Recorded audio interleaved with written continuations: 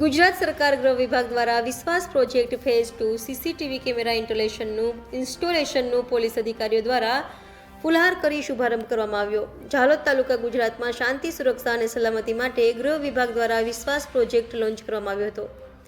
વિશ્વાસ પ્રોજેક્ટ અંતર્ગત રાજ્યના 34 જિલ્લા અને મુખ્ય મથકો તેમજ ધાર્મિક યાત્રાધામો ઉપર 7000થી વધેરા કેમેરા લગાવીને આધુનિક ટ્રાફિક મેનેજમેન્ટ સિસ્ટમની સ્થાપના કરવામાં આવેલી હતી।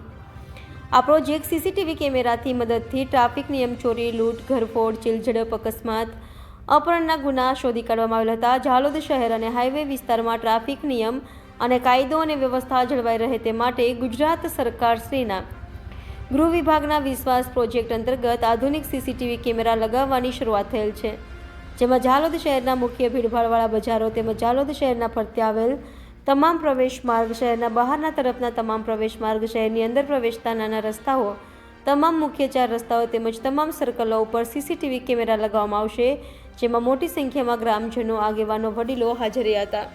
Reporter Dipesh Chauhan, Gujarat crime news, Dahod.